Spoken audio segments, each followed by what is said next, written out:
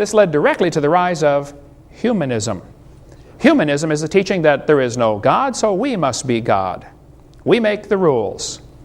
We decide what's right and wrong. For the next 50 years, after Darwin's book came out, many isms arose in the world: Marxism, Nazism, communism. These things, communism would have been just a footnote in a history book if it hadn't been for evolution coming along at the right time. We never would have heard of communism, most of us wouldn't, if it hadn't been for Charles Darwin coming along and giving justification to that dumb idea of communism. Hoyle said, "I'm haunted by a conviction that the nihilistic philosophy, which so-called educated opinion chose to adopt following the publication of The Origin of Species, committed mankind to a course of automatic self-destruction. A doomsday was then set ticking."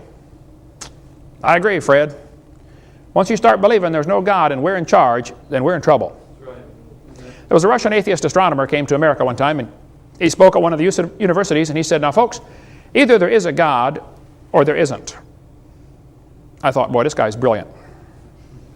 But then he said, "Both possibilities are frightening." I thought, wow, that is brilliant. You see, if there is a God, we better find out who he is and find out what he wants and do what he says. Amen. If there is no God, we're in trouble, because we're hurtling through space at 66,000 miles an hour and nobody's in charge. Pretty scary thought. Charles Darwin said, "Often a cold shudder has run through me as I have asked myself whether I may have devoted myself to a fantasy." Well, Charlie, you did devote yourself to a fantasy. If you believe you came from a rock 4.6 billion years ago, you need help. You were designed for a purpose. Now, what is it? There are 4 great questions that every single religion in the world tries to answer. Even atheism, which is a religion, you have to believe there is no God. There's no way to know that. The 4 great questions every religion tries to answer: who am I? Where did I come from? Why am I here? And where am I going when I die?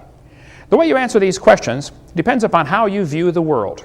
There are basically only 2 ways to look at this world. One view says, there's incredible design, there must be a designer. That's the creationist worldview. Other people look at the world and say, nobody made it. It just made itself. They don't believe God created the heaven and the earth. They think a big bang made this world from nothing. That's called the humanist worldview. It just made itself. The first plank in the Humanist Manifesto in 1933 was, the universe is self-created, self-existing, and not created. That's the first thing they have to agree to be a humanist. There's now been Humanist Manifesto 2 in 1973 and Humanist Manifesto 3 in the year 2000. They have to declare what they believe. Humanism is a religion. You have to believe there is no God. So why is this theory dangerous? Evolution, I am convinced after studying this now for 30-some years, evolution is absolutely the foundation for communism, Marxism, Nazism, socialism, racism. We'll get into some more of that in a minute. Number one, I think evolution is dangerous because it's bad science based on lies. There is no scientific evidence to back up this evolution theory. We've been offering $250,000 for a long time at our ministry for somebody who could give us some real scientific evidence for evolution. It is funny, brother, to see the people try to turn stuff in. One guy said, "I've got proof for evolution." I said, "Really, what do you have?" He said, "Well, I'm working in the laboratory right now, and we have developed soybean plants that are resistant to frost." I said, "Man, that's good. That'll really be handy." I said, "What did you start with?" He said, "Well, soybean plants." I said, "Oh, what do you have now?" He said, "I've got a whole new species." I said, "Of what?" "Of soybean plant." I said, "I'm sorry, sir. That's not evolution, okay? That's a variety of a soybean plant. And it's interesting, and I'm glad you're able to do that. But that's not evolution. There is no evidence whatsoever that any animal ever produced a different kind of animal. So why would anybody believe such a dumb idea? And how can this be so dangerous? Well, we'll cover some of the isms in just a minute. But evolution is based on lies and bad science. There is no good science to back it up. This textbook says, evolution is a fact. Evolution is a fact, not theory. Birds arose from non-birds and humans from non-humans. No person who pretends to any understanding of the natural world can deny these facts any more than she or he can deny that the earth is round, rotates on its axis, and revolves around the sun. Sounds like he's open-minded for a discussion, doesn't it? This is not a fact, folks. Evolution is a mantra. They say this over and over and over, hoping it will become true. That's all it is. They just keep repeating it. Oh, evolution's a fact, it's a fact, it's a fact. Well, you better define what you're talking about with evolution. We do that on videotape number 4, the 6 different meanings of this word evolution. This textbook says evolution has evidence from fossils, from structure, from molecular biology, from development. Any evidence that's used to support evolution has been proven wrong. Now, I said many times, I'm not trying to get evolution out of the schools. I just want the lies out of the textbooks. We almost got a bill passed in Arkansas a couple of years ago, and I went up to Arkansas and testified before the Senate, before the House Representatives Committee that was looking at this bill, HB 2548, I believe it was. And the bill simply said, Arkansas will not use tax dollars to purchase materials if they contain knowingly fraudulent information. We're not going to buy books that have lies in them. And it gave a few examples, like some of the examples I gave in my seminar. If it says the embryo has gill slits, we're not going to buy it. I stood up and testified for 45 minutes before this committee. After I got done, the ACLU lady, woman I mean, she got up and she said, folks, this is obviously an anti-evolution bill. One of the representatives said, ma'am, evolution is not mentioned in this bill. All this bill says is we're not going to buy books if they have lies in them, and these things are lies, so we're not going to buy that book. How can you say this is an anti-evolution bill?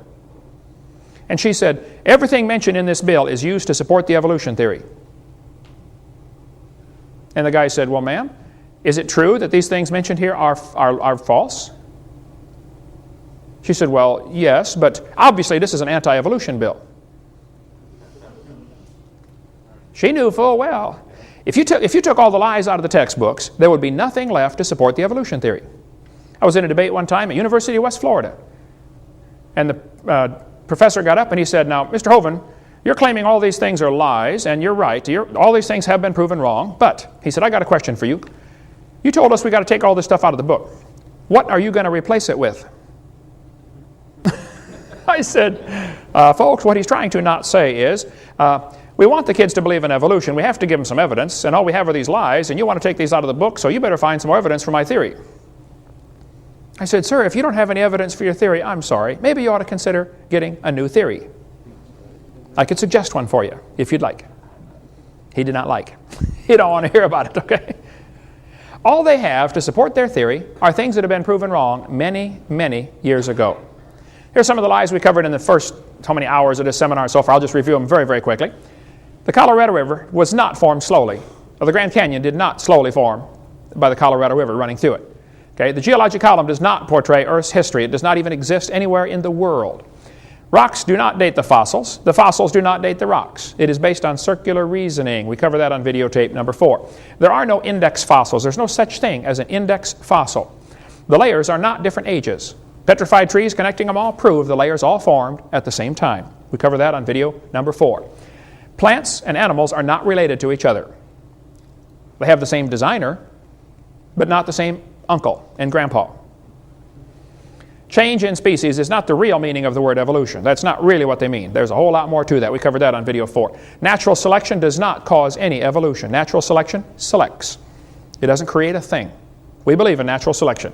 The peppered moth story never happened. It's a lie. Comparative anatomy does not prove common ancestry. We covered that on videotape number 4. Humans never have any gill slits. It's a human at conception. It's not a fish or an amphibian or anything else. An abortion is murder, plain and simple. Okay?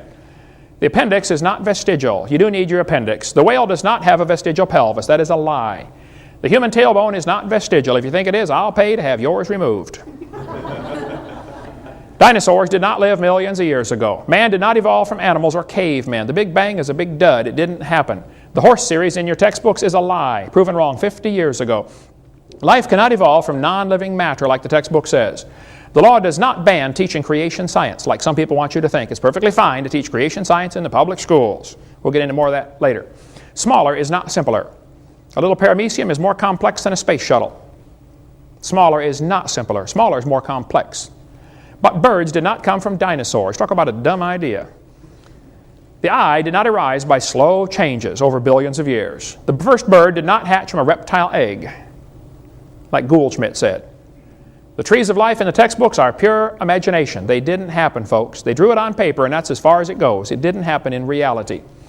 DNA does not prove evolution. It proves creation. It proves a designer. Fossils do not provide any evidence for evolution. Fossils don't count at all. You find a bone in the dirt, you can't prove that bone had any kids, let alone kids that lived, and certainly not kids that were different than the grandparents. Fossils simply are a dead-end street. They don't count for evolution. The earth is not billions of years old, and the earth was never a hot molten mass. The Pangea theory that's taught in your books never existed. They say, all the continents used to fit together. I get that all the time. Oh, do you think all the continents used to fit together? Used to touch each other? I said, well, they still are. Just the low places are full of water. I mean, the continents are still connected, you know. What do you mean, did they? Hello. They still are.